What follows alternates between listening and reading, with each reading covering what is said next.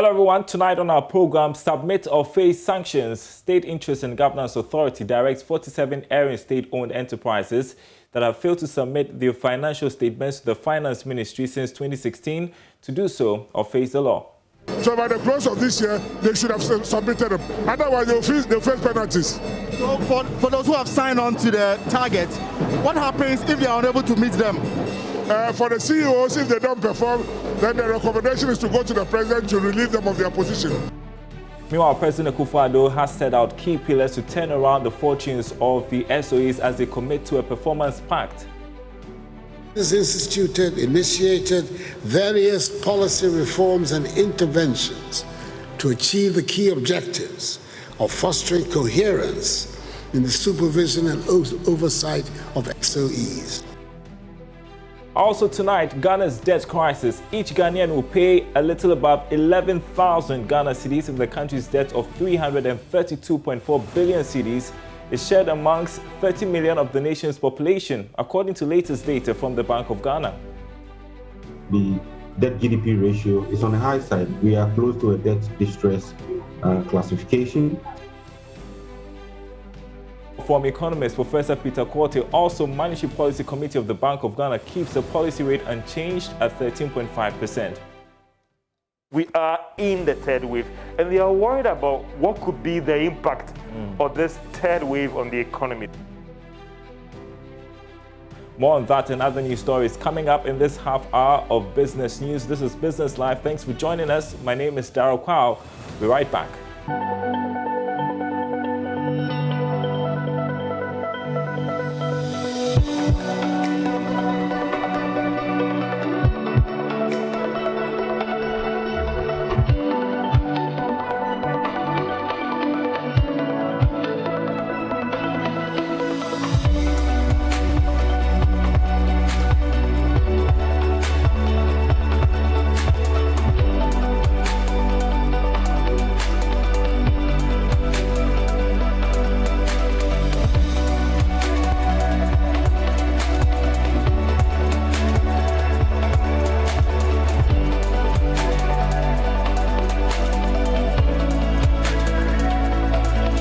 And thanks for staying with us. It has emerged that 47 state-owned enterprises have since 2016 failed to submit their annual financial statement to the Finance Ministry in contravention of the Public Financial Management Act. Indeed, more staggering is the revelation that only 14 out of the 126 SOEs responded to the ministry's directive to submit their annual statement in 2019. Finance Minister Ken Ofori-Atta, who disclosed this, said the development is unacceptable and does not promote good governance. Addressing chief executive officers of state enterprises at a performance signing contract, the finance minister said the revelation highlights the need for renewed performance contracts. The end of 2019, an aggregate net loss of 586.49 million Ghana cedis was recorded in the SOE sector. This compares to a loss position of 188.9 million Ghana cedis in 2018. Indeed, between 2015 and 2019, SOEs have consistently posted negative operating margins, an average of around 10%, suggesting that generally operating expenses across our state enterprises are rising faster than revenues. Ladies and gentlemen, a total of 47 entities have not submitted any financial statement to the Ministry of Finance since 2016, a flagrant contravention of the Public Financial Management Act 921. Indeed, in 2019, only 14 out of 129 SOEs responded to the requirements of this section. These statistics highlight the need for a renewed performance contract between the state and its enterprises. To recover from COVID-19 pandemic, we must pursue aggressive accountability, transparency, and responsible custodianship. The performance contract, an initiative of the State Interest and Governance Authority, SIGA, aims to evaluate and assess the performance of chief executives. President Akufo-Addo said government has initiated key strategies to make the state enterprises profit-oriented. government has initiated various policy reforms and interventions to achieve the key objectives of fostering coherence in the supervision and oversight of SOEs, as addressing key constraints hampering their performance. These policy reform and enhancement measures, as set out in the 2017 State Ownership Report, have been grouped into the following thematic areas. 1. Streamlining government oversight of the SOE sector. 2. Piloting corporate governance improvements. 3. Government on-lending policy. 4. Credit risk assessment for SOEs. And 5. Rationalizing compensation and salary disparities. So what happens to chief executives of state enterprises that fail to meet the target set? Well, Executive Director of SIGA, Stephen Asamoah-Boateng, tells my colleague Elton Bobe non-performing officers would be recommended for sacking. Because of the COVID, there were some difficulties. But even in the middle of the COVID, companies like Gridco, VRA, Ghana Gas, they turn around. Now, even VRA is indicating they will make profit, and they might even pay dividend. I will push them to see. So things are far better than they used to be. I'm very grateful to God for everything that He's done. Again, we heard some rather, what I would like to say, not so nice comment from the Finance Minister, that you have 41 SOEs. They've not submitted their financial statement since 2016. How is that possible? The numbers are not so clear because some of them are defunct entities. But yes, there are some who are having difficulty with their financial statement. The COVID delayed a lot of the auditors going in. But I put pressure on them, and I believe now we have about 86 of them who have submitted it. The 14%, which is the number that he was trying to give you, is people are pushing them very hard. It's not easy because of COVID, and then the social distancing. But I've asked them to get the Auditor General to give them schedules. So by the close of this year, they should have submitted them. Otherwise, they'll face penalties. So for those who have signed on to the target, what happens if they are unable to meet them? It affects their bonuses, it affects their salaries, and it affects their performance in terms of how, especially the management, are promoted. For the CEOs, if they don't perform, then the recommendation is to go to the president to relieve them of their position. Well, away from that story, new figures that will bother you. Each Ghanaian will pay a little above 11,000 Ghana cedis if the country's debt of 332.4 billion cedis is shared amongst 30 million of the nation's population. That's according to the latest data from the Bank of Ghana. Now, part of government's plan to ease the debt burden is to mobilize more revenue, but our debt keeps piling up. Here's reaction from economist Professor Peter Korte. He earlier spoke with my colleague Charles Aite. The debt GDP ratio is on the high side. We are close to a debt distress classification. But I think there are some outlines or policy outlines in the budget. If you look at the 2021 budget, there are some policies that have been outlined to ensure that we move back to sustainable thresholds. And I believe going forward, here in the media review and subsequent budget presentations, where we should see improvement in our debt GDP ratio.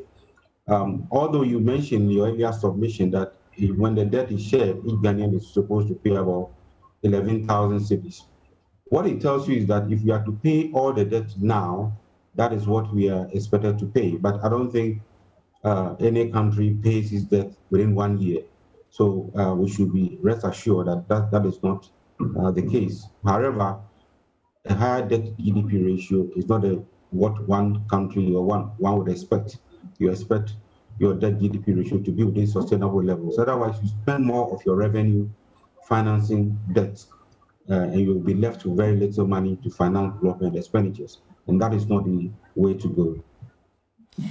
But Professor Korte, even ahead of the mid-year, budget review, the estimates, what about the issue about going austere measures to whip up revenue to ensure that the fiscal sides are much more stronger? From your perspective as an economist, is it a time for us to run an austere management of the economy? In a pandemic, you don't run an austere budget. I mean, if you listen to other countries, UK, US, and the rest, they are spending. In a pandemic, you spend to revive the economy. Otherwise, you stay in a recession for a very long time. That is why the UK president in one time said, build, build, build. So basically, he's telling us, put in more money in infrastructure. Same with other countries. US is pumping in money, trying to revive the economy. That is why we have the COVID-19 alleviation fund, we have the CARES program. These are all measures meant to help us come out of recession, possible recession.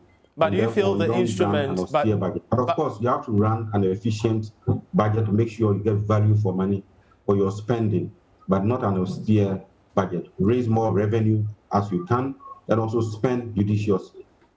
But do you feel the instruments being injected by government so far are efficient enough to, get us out of this mess? They are, to a large extent, but I think there is room for improvement. We've heard about digitization. That is a sure way to go so that we can rake in more revenue. At the moment, there's quite a lot of leakages, and until we block those leakages and raise more revenue, I think we'll be in that cycle where the financing gap is huge, and we have to resort to borrowing to meet our financing gap. We ought to move away from this cycle and raise more revenue domestically. That is the sure way to go. If you borrow to finance consumption, it is not appropriate. You borrow to finance investment so that you'll be able to repay your debt. Well, Head of Finance at the Valley View University, Dr. Williams-Pepa, emphasizes government still needs support from the International Monetary Fund to manage our debt crisis. It's a major concern for every government, how you manage your debt. What I noticed from the budget which was read was that government was trying to make sure that he has a balance of the debt, 50% from domestic, 50% from external. If government is able to do that, sometimes it's good for the country. But from the central bank's report, the last monetary policy, we noticed that the domestic debt was gradually increasing, and which becomes a major effect on our economy. That's what brings the crowding out effect. What as I've been advising is go to IMF and World Bank for some funds, which as I mentioned, government is waiting for this big boost in money to come into the country. In that case, it becomes a cheaper source of funds. Our interest rate will not, interest payment will not increase as we are expecting. It also boosts, if you're able to do external, it will boost our reserves as we have seen, and it stabilize the economy for some time period. Moving away from our debt crisis to the policy rate, the Monetary Policy Committee of the Bank of Ghana has kept its key lending rate to commercial banks at 13.5%. The committee cited a third wave of COVID-19, high budget deficit because of revenue underperformance, as well as the balance of risks to inflation and growth, amongst others. The MPC had cut the policy rate for the first time in over a year to 13.5% in May 2021. Here's George Affe with more. The numbers closely, you've seen that there's been some sustained recovery in the economy. Now we have this third wave, and it's been confirmed by the Ghana Health Service. Even the president yesterday doing his report or assessment said that indeed we are in the third wave, and they are worried about what could be the impact of this third wave on the economy. Therefore, you want to be tactical and strategic in actually reviewing this rate. And this rate, Charles, is the rate at which the Bank of Ghana lends to commercial banks in the country. It goes a long way to influence the cost of credit. You also want to use the MPC as a tool to check the amount of money in circulation and improve credit as well. So do you want to push in credit so much that could impact on inflation, or you want to hold on a little bit? And they looked at this as one of the main reasons why they said, no, let's hold on. Also, when you look at the deficit as well, government missed out on it for the first 5 months of this year. And deficit has an impact also on the amount of money in circulation in terms of spending. So they looked at that one and they thought that, no, it might be prudent to hold on to this rate and therefore not take any actions that could destabilize the seemingly stability that we are seeing in the economy. So, all right, George Affe there with that update on the policy rate and the fact that it has been kept unchanged at 13.5%. You're watching Business Live. We are taking a short break. When we come back, Mobile money agents raising some concerns. We'll bring you that story right after this break.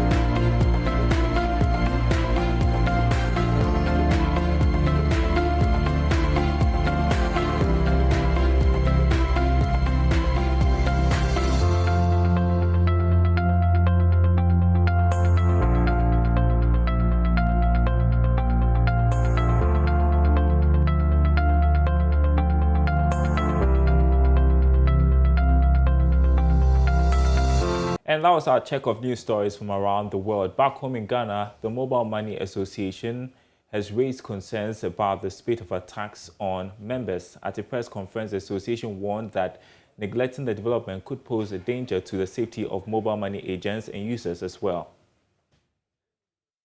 We need a better and a transparent commission base.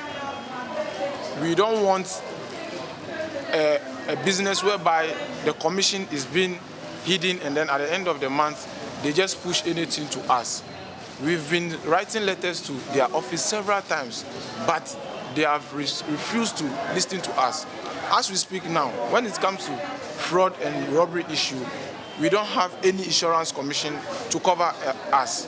Our activity is also now a vital and a key role in our society that we are now as a mobile money agents.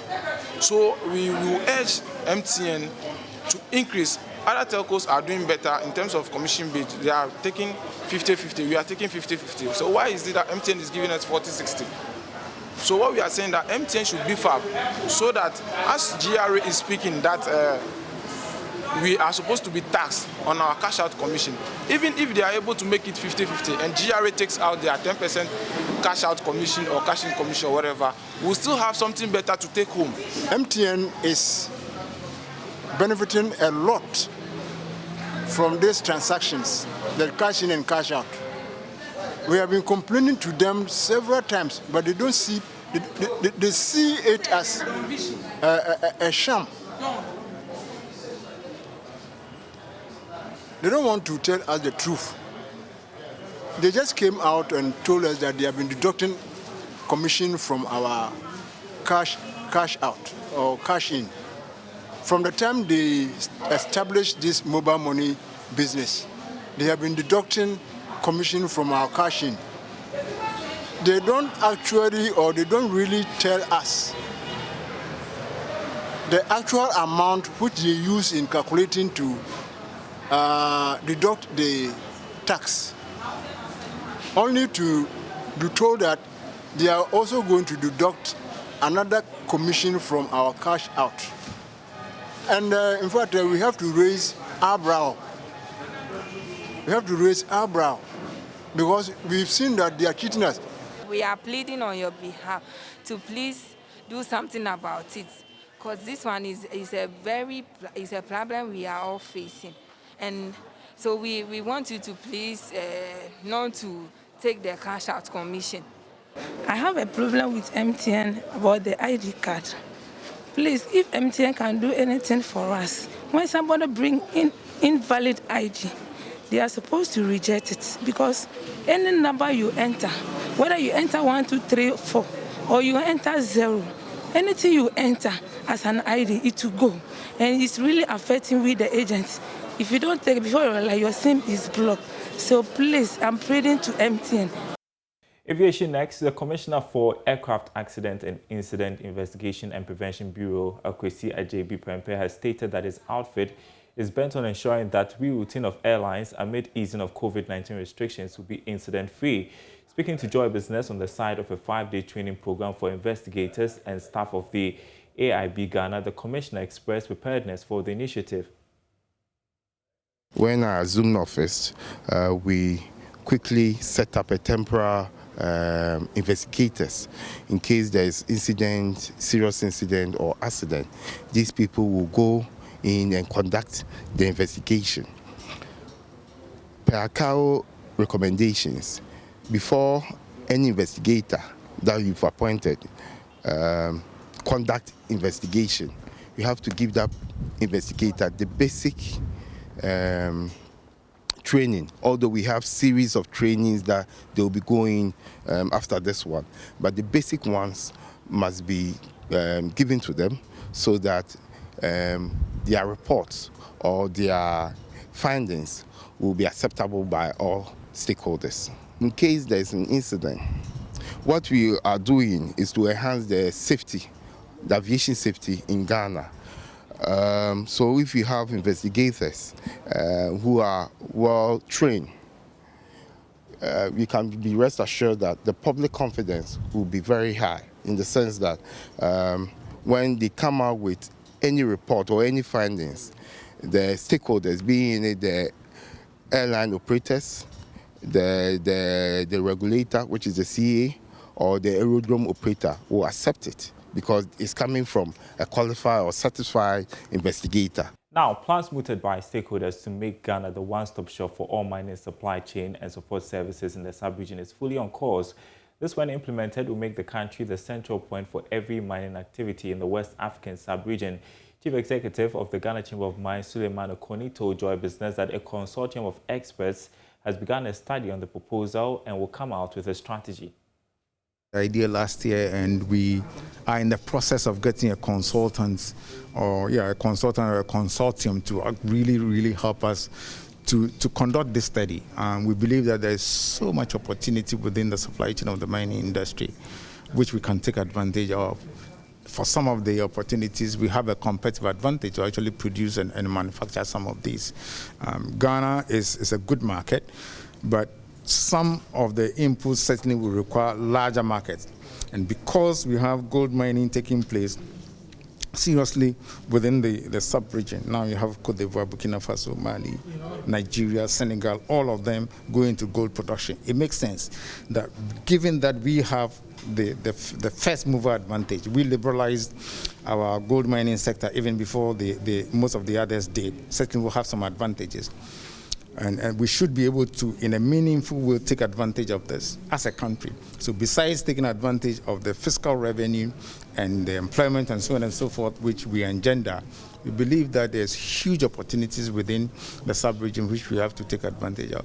And until we really conduct a study and understand where these opportunities are, the quantum of these opportunities, what the bottlenecks are, what we need to do to be able to overcome these bottlenecks. And that's our program tonight. Thanks for watching, everyone. There's more news on our website, myjoyonline.com/business.